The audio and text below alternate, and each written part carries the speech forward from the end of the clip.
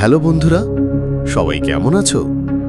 অনেকদিন পরে তোমাদের মাঝে হাজির হলাম ভয়ঙ্কর লোমহর্ষক গল্প নিয়ে। এটা একটা কাল্পনিক গল্প, তাই কেউ এটাকে বাস্তব মনে করে যুক্তি খুঁজতে যেও না। আজকের গল্পের নাম শ্মশানের পাশে বাড়ি। রাত তখন প্রায় 12:30। আকাশে অনেক মেঘ ছিল। জ্যোৎস্না রাত, কিন্তু মেঘের কারণে চাঁদের আলো নেই, কেবল হাওয়া বইছে। গা ছমছমে শোঁ শোঁ শব্দ করছে। আমি শহর থেকে সদ্য এসেছি গ্রামে, মামাবাড়ি বেড়াতে।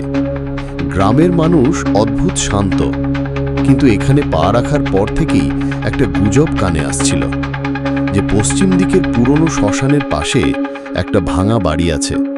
সেই ভাঙা বাড়িতে কেউ থাকে না, কিন্তু গ্রামের লোকজন বলে রাত হলে ভেতরে আলো জ্বলে ওঠে। প্রথমে আমার হাসি পেয়েছিল। শহরে বড় হয়েছি, ভূত প্রেত বিশ্বাস করি না, কিন্তু গ্রামের এই একঘেয়ে রাত আর রহস্যময় গল্প দুটো মিলে আমার কৌতূহল তীব্র হয়ে উঠল। আমার মামাতো ভাই নাসিম রাতে আমাকে বলল, ওখানে গেলে সাবধানে যাস, রাত 1টার পর ভেতরে ঢুকবি না, দরজাটা তখন নিজের থেকে বন্ধ হয়ে যায়। আমি হেসে বললাম, দরজা কি নিজে থেকে বন্ধ হয় নাকি? সে গম্ভীর মুখে বলল, আমি দেখেছি। তার মুখের ভঙ্গি আমাকে অদ্ভুতভাবে কাঁপিয়ে দিল, কিন্তু কৌতূহল ভয়কে জয় করল। আমি ঠিক করলাম আগামীকাল রাতে আমি নিজেই গিয়ে দেখে আসব।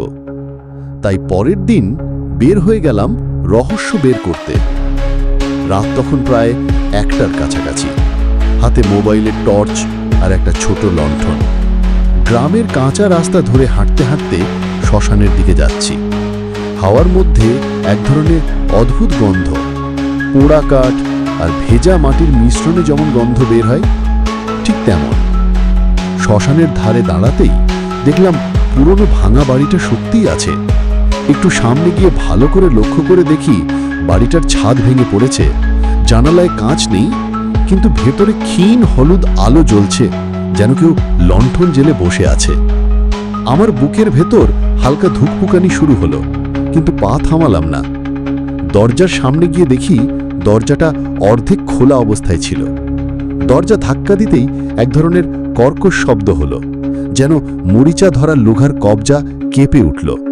ভেতরে ঢুকতেই একটা ঠান্ডা হাওয়া এসে মুখে লাগলো, এত ঠান্ডা যে মনে হচ্ছে কেউ আমার গায়ে বরফ ঘষে দিচ্ছে। এসব তোয়াক্কা না করে ঢুকে পড়লাম বাড়ির ভেতরে। প্রথম ঘরটা প্রায় ফাঁকা, মেঝেতে ছেঁড়া কাপড়, ভাঙা চেয়ার আর কোনায় ধুলো জমে থাকা এক পুরনো কাঠের বাক্স। কিন্তু আমার চোখ আটকে গেল দেয়ালের ওপরে ঝোলানো এক বিশাল আয়নার ওপর। টর্চের আলো ফেলতেই ধুলো জমে থাকা কাঁচে নিজের আবঝা প্রতিবিম্ব দেখলাম, কিন্তু কিছু অদ্ভুত লাগলো।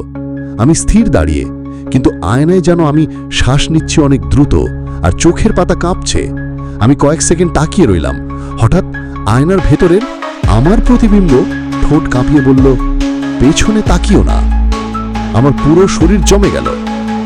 ঠিক তখনই আমার পেছন থেকে ধীরে ধীরে কারুর পায়ের খটখট শব্দ ভেসে আসলো।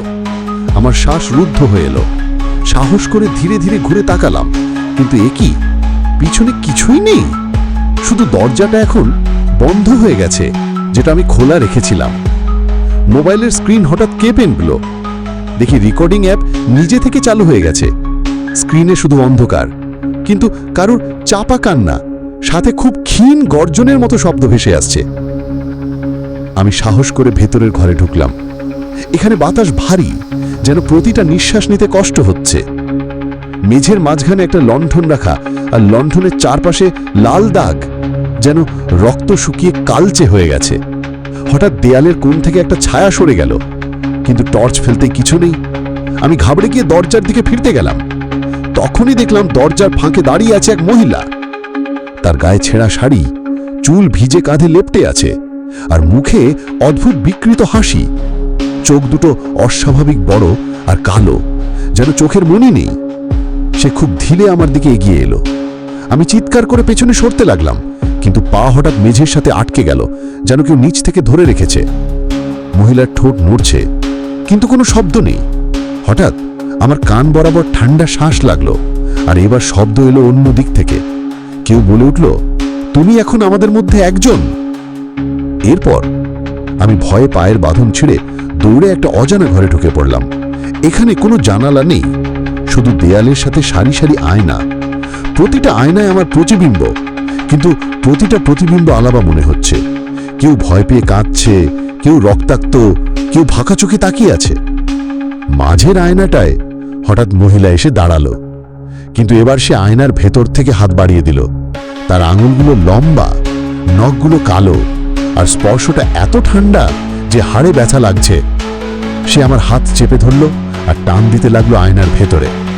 আমার গলা দিয়ে চিৎকার বের হলো, কিন্তু শব্দ যেন ঘরে আটকে গেল।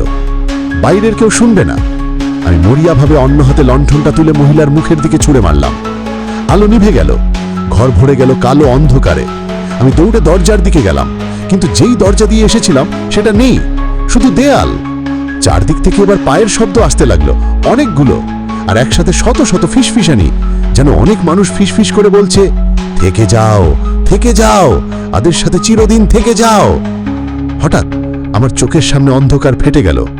একটা জানালা দিয়ে আমি দেখলাম শ্মশানের পাশে এক সারি আগুন জ্বলছে, আর প্রতিটা আগুনের ভেতর থেকে মানুষের ছায়া বের হয়ে আসছে, আর ছায়াগুলো বাড়ির দিকে আমার কাছে আসছে। তারপর আমার বুকের ভিতর শ্বাস বন্ধ হয়ে আসতেছিল।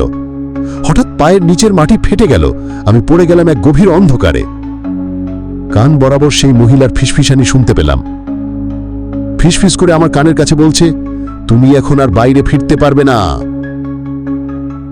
এরপর আমার আর কিছু মনে নেই। গ্রামের লোকেরা শুনল, শ্মশানের পাশের পুরনো বাড়িতে রাতে ভয়ঙ্কর চিৎকার শোনা গেছে। ভোরে গিয়ে তারা শুধু পেল আমার মোবাইল আর ভাঙা লণ্ঠন। মোবাইলের রেকর্ডিংয়ে শেষ কয়েক সেকেন্ডে দেখা গেল আমি আয়নার ভিতর দাঁড়িয়ে আছি, মুখে ফাঁকা হাসি, আর পেছনে সেই মহিলা। এরপর থেকে প্রতি রাত একটা নির্দিষ্ট সময়ে সেই বাড়ির আয়নায় দেখা যায় দুটো ছায়া, এক পুরুষ আর এক মহিলা, ধীরে ধীরে বাইরের দিকে তাকিয়ে থাকে, যেন কারুর অপেক্ষা করছে। তো গল্পটা কেমন লাগলো কমেন্টে জানাতে ভুলো না। আর পেজটা যেহেতু নতুন, তাই ফলো করে আমাকে মোটিভেট করো। তোমাদের মাঝে এরকম রহস্যময় ভয়ানক গল্প নিয়ে আবারও ফিরব। আজকের মতো বিদায়। সবাই ভালো থেকো, সুস্থ থেকো, আর আমাকে সাপোর্ট করো। আল্লাহ হাফেজ।